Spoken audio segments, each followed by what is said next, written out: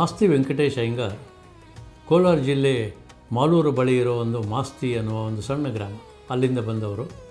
ಹಾಗಾಗಿ ಮಾಸ್ತಿ ವೆಂಕಟೇಶ್ ಅಯ್ಯಂಗಾರ್ ಎಂದೇ ಇವರು ಸುಪ್ರಸಿದ್ಧರು. ಓದಿದ್ದು MA ಇಂಗ್ಲೀಷ್ ಲಿಟ್ರೇಚರು. ನಂತರ ಮೈಸೂರು ಸಿವಿಲ್ ಸರ್ವೀಸ್ ಪರೀಕ್ಷೆ ಪಾಸ್ ಮಾಡಿ ಉನ್ನತ ಹುದ್ದೆಯಲ್ಲಿ ಕೆಲಸ ಮಾಡ್ತಿದ್ದವರು.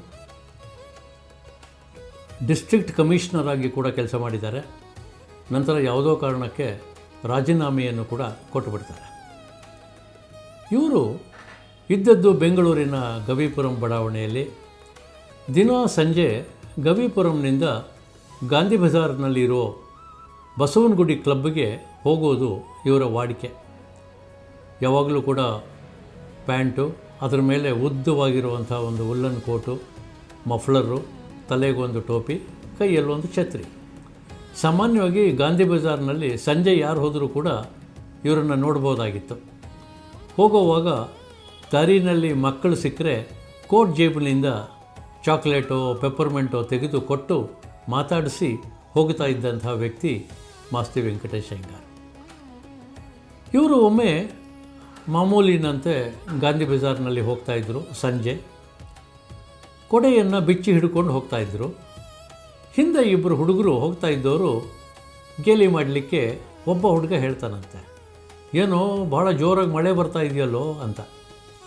ಇನ್ನೊಬ್ಬ ಹುಡುಗ ಹೇಳ್ತಾನಂತೆ, ಮಳೆ ಬರ್ತಾ ಇಲ್ಲ ಕಣೋ, ಸೂರ್ಯ ನೋಡೋ ಎಷ್ಟು ಪ್ರಖರವಾಗಿದ್ದಾನೆ, ಸಿಕ್ಕಾಪಟ್ಟೆ ಸೆಕೆ ಆಗ್ತಾಯಿದೆ ಕಣೋ, ಬಿಸಿಲು ಅಂತಾನೆ.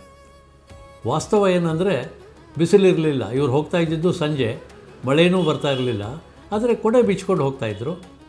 ಇದನ್ನು ಕೇಳಿಸ್ಕೊಂಡು ಮಾಸ್ತಿ ವೆಂಕಟೇಶ್ ಅಯ್ಯಂಗಾರ್ ಅವರು ಸ್ವಲ್ಪ ಹೆಜ್ಜೆಗಳನ್ನು ನಿಧಾನವಾಗಿ ಹಾಕ್ತಾ ಆ ಹುಡುಗರ ಹತ್ತಿರ ಬಂದಾಗ ಹೇಳ್ತಾರಂತೆ, ನೋಡಪ್ಪ ಮರಿ, ಮಳೆನೂ ಬರ್ತಾ ಇಲ್ಲ, ಬಿಸಿಲೂ ಇಲ್ಲ, ಆದರೆ ನಾನು ಛತ್ರಿ ಬಿಚ್ಚಿ ಹಿಡ್ಕೊಂಡು ಹೋಗ್ತಾ ಇದ್ದೀನಿ ಅಂತ ನೀವು ಈ ರೀತಿ ಅಪಹಾಸ್ಯ ಮಾಡ್ತಾಯಿದ್ದೀರಾ.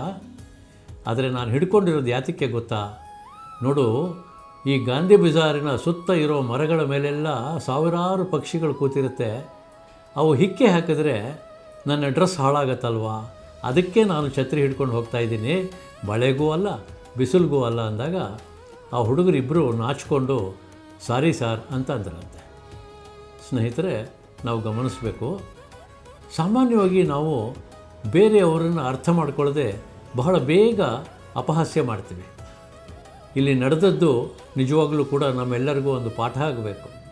ಅಪಹಾಸ್ಯ ಮಾಡೋಕ್ಕೆ ಮುಂಚೆ ಏನು ಅನ್ನೋದನ್ನು ನಾವು ತಿಳ್ಕೊಳ್ಬೇಕು.